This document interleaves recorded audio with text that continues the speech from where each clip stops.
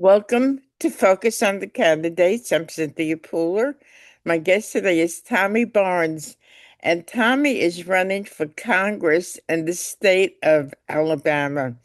So, Tommy, tell us a little bit about your past and your political experience.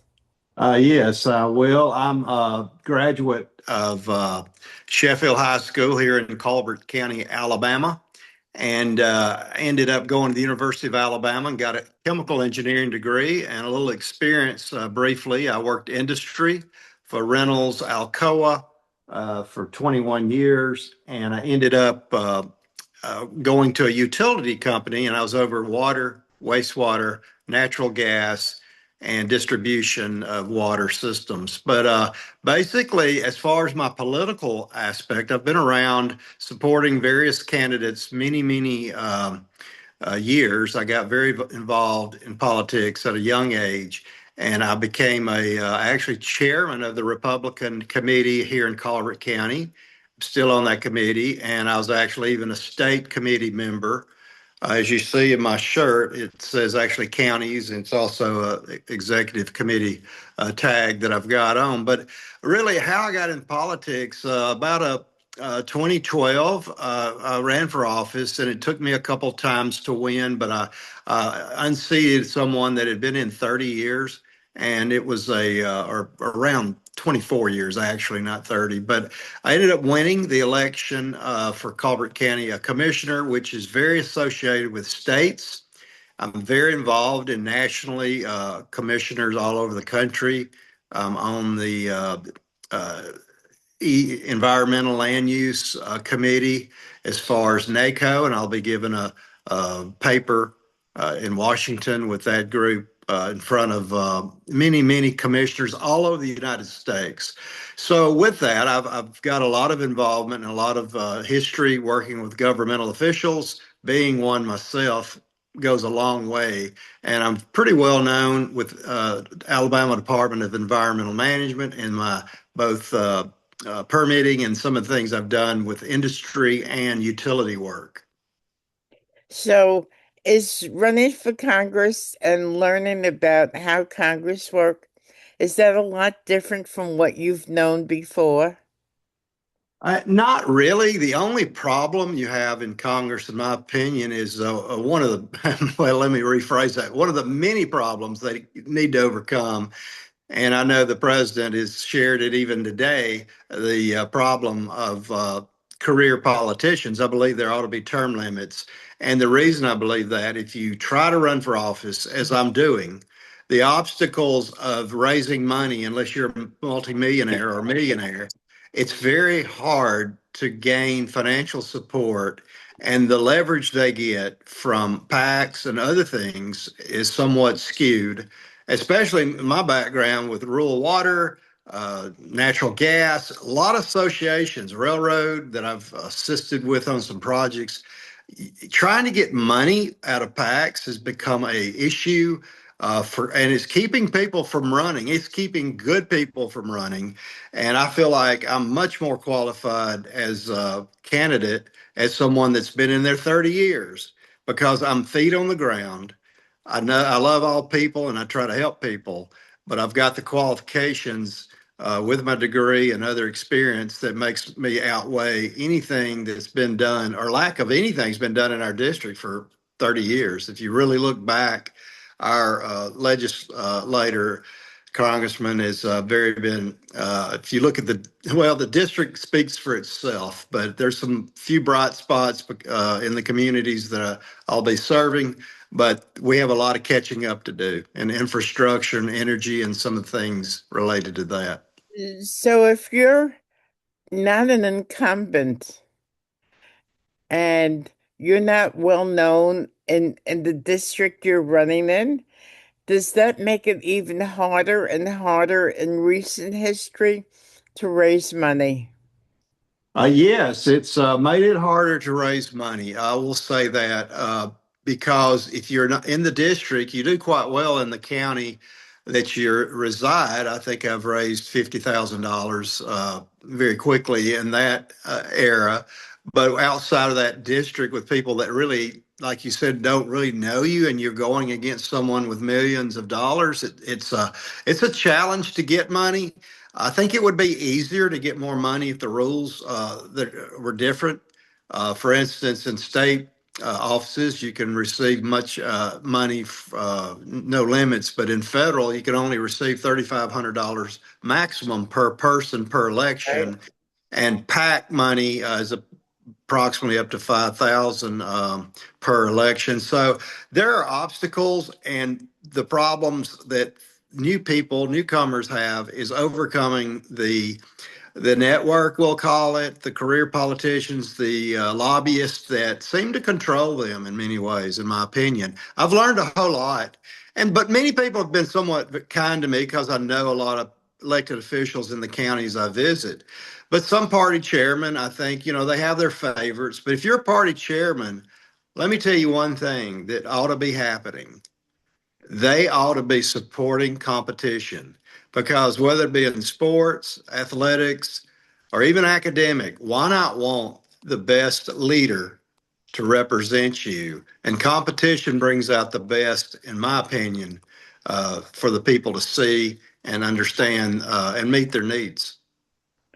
I've been an observer for politics for a long time, and it's a closed system, and it's like somebody who wants to get in and do the right thing, it's very difficult for them to do so.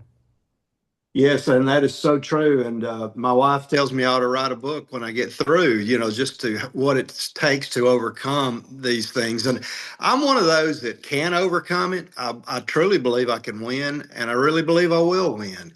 But it's due to grassroots engagement of many, many people. I'm going through 13 counties, cities, and all of the many cities in those 13 counties, and creating an opportunity for information about myself. Social networking helps a lot, but it doesn't overcome name recognition sometimes when you're looking at maybe 800,000 people in my district. Wow, that's a lot of people. So Yeah. how are your social media skills? Well, there again, you have to have funds to do so. A lot of my money's going towards bigger signages and advertising with using my money there. My social media, Tommy Barnes for U.S. Congress, while it's in its infancy stage, it's been intact for a month or two, but it's not growing at the rate in which I need it to. I probably need to boost it and become a little bit more uh, advanced in that marketing. I have hired a young lady that's helping me with that. So that's going to be very important as far as X or TikTok or anything related. But majority of my information is on Facebook at Tommy Barnes for U.S. Congress. And how is the mainstream media treating you? You getting a lot of coverage from the corporate media? Unfortunately, not. I will say this: some of the I think 1819 and some of the other right side media, Alabama politics, some of them have been very good to me. The bigger, the bigger organizations, networks, and even are tougher to infiltrate against a career politician. But it would be great. It would be great for them to do more articles on people like me. Walk in my shoes and see what it takes. But I tell you one thing. One of the things that's been somewhat tough, and I have to uh, say, the local newspaper, the Times Daily, has.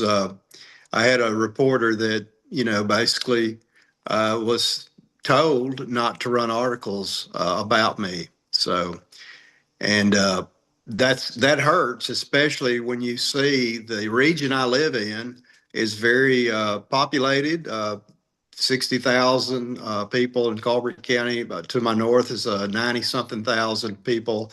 and Franklin County. The regional papers there are tough to do, but the Shoals Insider and some of those people, Quad Cities Daily, I have to admit, the local uh, internet smaller groups that are online have done me very, very well. So overall, I would say average to negative, but I've had people in uh, Fort Payne, which is the DeKalb County near the Georgia line, have been very, very good to me, in Marshall County. So overall, uh, yeah, being a graduate there in University of Alabama, some of that helps as far as some media recognition. And I have been featured in a magazine that actually went overseas, and that I'm gonna start playing that up a little bit, and in some work accomplishments that I've done. But I think the times I have confidence in people. The problem, as you well know, maybe most people do know, is the career politicians control everything. There's many meetings I'm not invited to because I speak more for the common person, I would say. And a lot of times, while I do very well and love rich, poor, uh, middle class, there should not be a distinction with any elected official towards any class of people, or especially minorities or anyone as such. Do you like Marjorie Taylor Greene? She's very outspoken. She's outspoken. I would say that I did speak to her, had a photo or two with her, and had a conversation with her. I guess it's been about 2 years ago, and I'm disappointed that she resigned. So I'm real confused about some of that, and but I am for unity, but I am for getting the job done. Some of the principles that she's talking about, definitely for America first, putting some of the money that's been so wasted and voted on as far as NED, any of the yeah, the NED and some of the things my uh, legislator has voted for has been total waste, and they need to balance the budget, and they need to do it by taking care of their districts and taking care of America in a greater way. What do you think are the three most important domestic issues facing Americans today? Well, of course, I do believe the health care is very, very important. And I do believe term limits are number one, because if you solve term limits, you'll get people that really will go after the problem of so many private equity firms making so much money off the people and insurance companies making too much money Let me instead of. ask you, let me ask you this about term limits. Um, People take it for granted that their congressperson or their senator or whatever their elected official that they're gonna run again. And it's the names that they know. And they really don't do as much research as they should. So I think it's more or less people should educate themselves on candidates and the political process rather than term limits. That's how I feel. Well, and if that was truly the case, what you said is completely correct. If you would look and even had a debate, which many incumbents really don't do that, if you really do research and see what truly the qualifications are, I think you're right. For some reason, the name recognition does go a long way, and and there's necessarily nothing wrong with that, but they need to do the research if they're not informed, especially with the issues we have in America today. I mean, you look at what we went through the last 5, 6 years with inflation and things that the common man has to pay to get their extras, insurance bills, and the taxes and utility bills. Everything has shot up to the point. Uh, that people need, like you said, research. And some of these people voted for these inflation acts. Some of these people did not treat uh, they need to look into what you're talking about as far as researching on why we had what we had. You can't just print money out of control and expect not to get inflation. Hmm. So, what other domestic issues do you think are important besides term limits? Well, there's issues. We've got to get maybe some lesser regulations to get the small modular nuclear reactors that are being constructed in China. We need more energy on the grid to compete with China and AI and other issues related to energy. And to bring industrial demand back, industrial growth, we've got to have more energy. And and one of the things we do not have is our nuclear program. The new smaller reactors that are being built actually can't melt down. The fuel, the spent fuel, is not a problem, and so there the technology is there, but we've got to stop the red tape to get energy back on the grid, and other issues related to that I think I'll address definitely is some issues related to water and water quality and safe drinking water.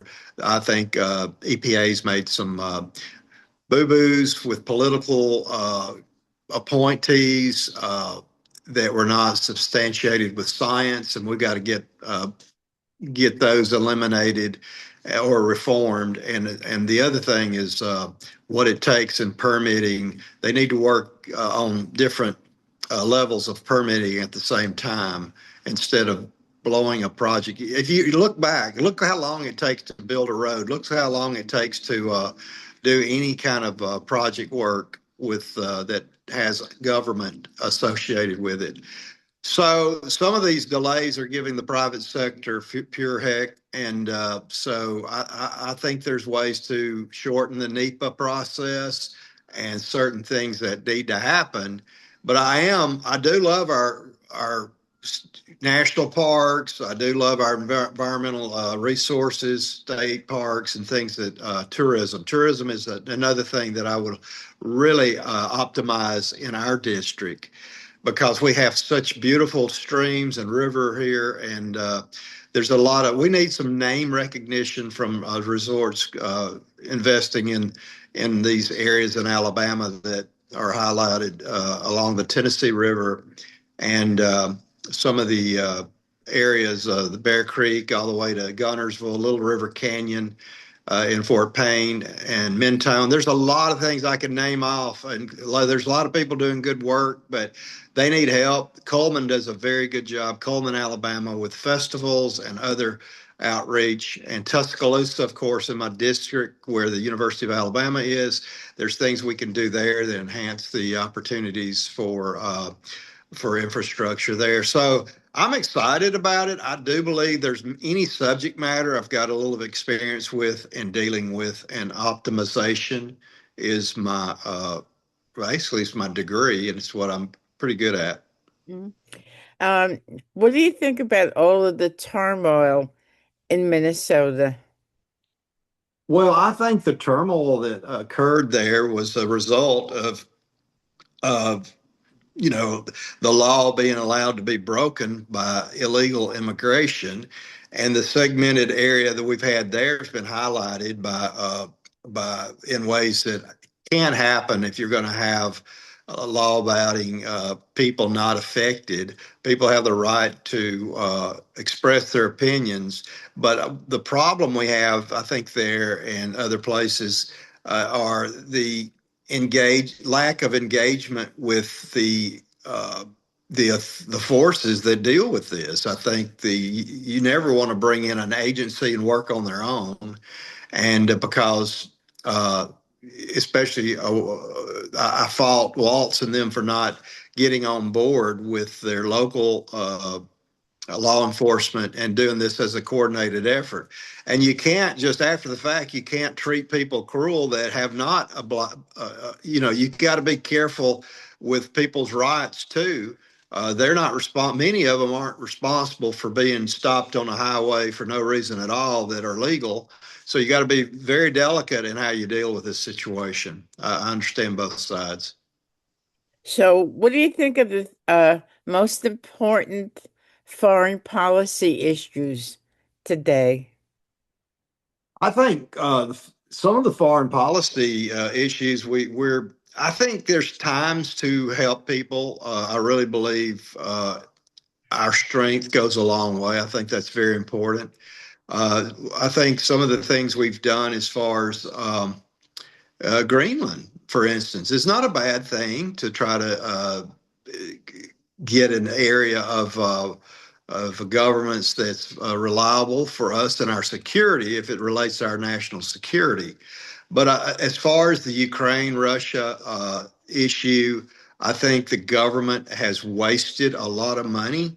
Uh, Not necessarily for the wrong reasons, that most of this money was going into people's pockets and not really having any impact that I can tell on solving the problems over there with Russia and Ukraine.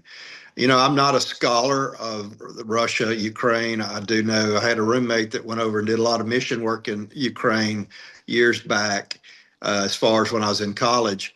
But I will say I know a lot of the ethnic groups there in Ukraine. A lot of them are Russian, a lot of them are Ukrainians. There's a lot of things going on, and I think we're too quick to interfere sometimes without any direction. For an example, I think the Iraq War, when Bush, I don't think he ever had weapons of mass destruction and things of that nature. After I think it was proven that, so you got to be careful with what battles you support, especially when you see people not even having health care in America and not being, our infrastructure is not adequate with potholes and everything that people live day to day with. But I do believe in a strong national security.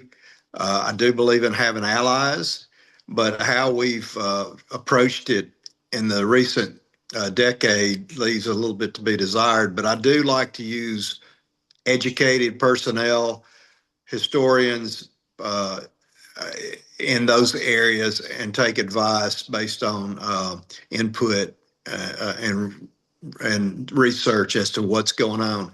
I've worked with people from China. I've worked with people. I've even had a class mate in college from Venezuela.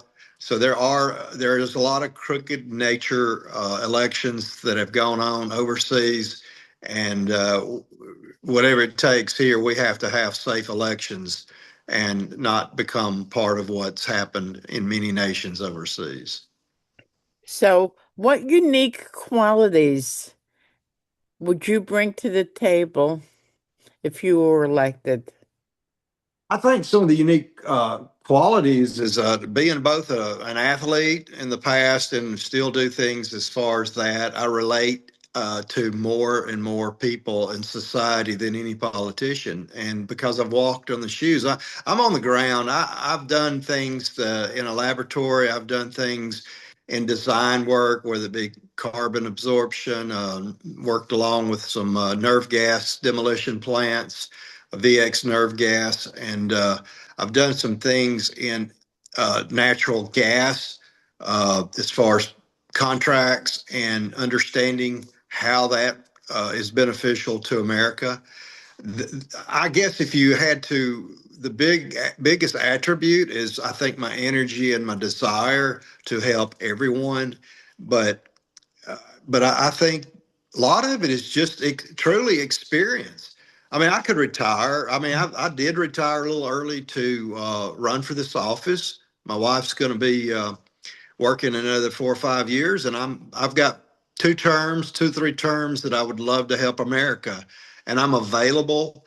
Another thing that would be positive about me, I would go to each county uh, and have the public input meetings, and instead of just not be visible in Washington. I would not just necessarily not be visible because I love communicating with people and I know where they've been, whether it be military people. I have so many uh, friends that have been in the military. My dad was in the Navy. And so there's a lot of things that subject matters that people can come to me on and not come to anyone else and get the results I think I can give. We're celebrating 250, our 250th birthday this year. America's 250 years old. What does the 250th birthday mean to you? Well, it means a lot, especially the amount of, you look at your life, you look at the amount of years you've been a part of that, 250 years, which is your age, and you look at the significance of elected officials from the past and the way we created our Constitution, the way we created our our ruling bodies, the legislative and judicial and executive branch. You think about things that where we are today as opposed to where we're coming from. So I think it's a great reflection. And as we highlight various leaders, I think they've all been important. I think the history is very important, both good and bad, to learn from it. But as we highlight 250 years, I think we should uh, highlight the future, and we need to make changes to become back to where we were. I know we were a nation that had many, many Christian principles that were, I think the Bible, one of the Psalms were read during that 1776. During that, over the last 250 years, it's been instrumental in what our nation has become, but also falling away from principles that are guided by many, many moral values and are very important. I think what's happened in America today is the biggest concern I have is the lying tongue. I think we need more honesty as we look forward into the future in the next 250 years. We need some self reflection while recognizing that I or no one is perfect, but we have to have a little bit more responsibility in doing a better job and not for not for self-serving, but to serve other people. So if you're elected, would you vote for Mike Johnson to remain Speaker? It would be a process. It would depend on who would be nominated against him. I believe that while Mike has done a decent job, I really believe he has. I would have to look at what's the current status, and I would want to talk to him and Mhm. others that might come up for that position. Okay. Because I don't believe in anyone being rubber stamped. I believe the days of just being of politically important for the wrong reasons may not help America. I believe in having the person that's more in line with principle and looking at the needs of America. Because some of the stuff that we've done, in my opinion, we should have had I think we need voter ID. If we need to do whatever we need to do to keep elections safe, and if they did, he should have, in my opinion, agreed. I think he should have got what Trump wanted in the SAVE Act in that last legislation. And if we can't do budgets, if we can't get budgets on both sides, people coming together and create a budget that works for their districts, they're not working for America if all they're wanting to do is continuing resolutions and with pork so that they can give out money to keep them elected. So I'd want to interview him when I would want to he'd be one of the first people I'd talk to when I'm elected. So tell us if somebody wants to contact you, volunteer for your campaign, give you a contribution, how could they reach you? I think the easiest way to give a donation is on WinRed.